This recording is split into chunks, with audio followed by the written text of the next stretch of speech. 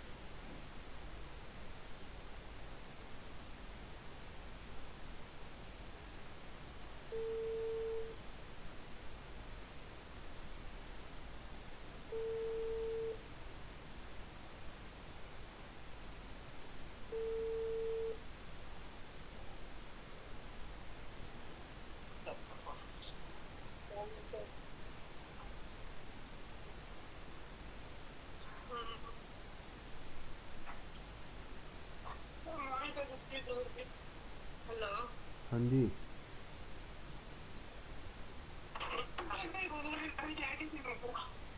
हैं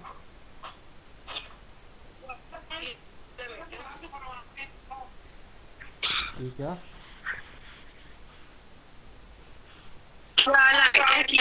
तबीयत किवें है? मैं ठीक है तू सुना ठीक है की कर रहे मैं कुछ नहीं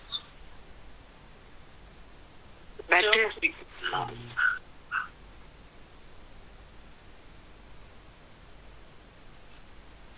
फातिमा ठीक हो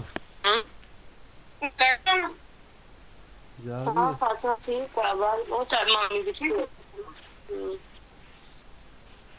आपको भी ठीक है और सुनाओ हाँ ठीक है मैं शुक्र की कर रहे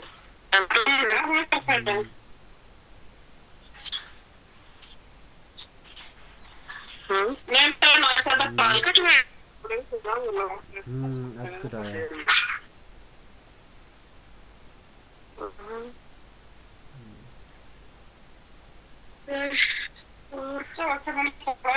मम्मी की भाई अब्बू है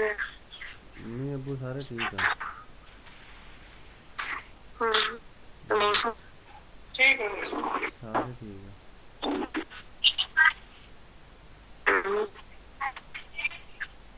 ठीक कर रहे थे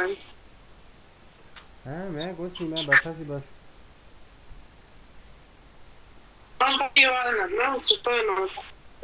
सारे अम्मी ते आंटी कैसी गया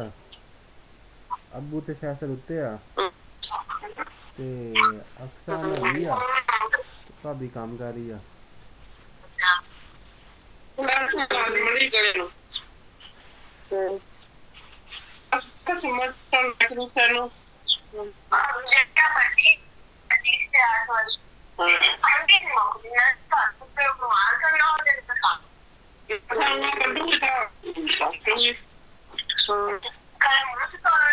हो ठीक है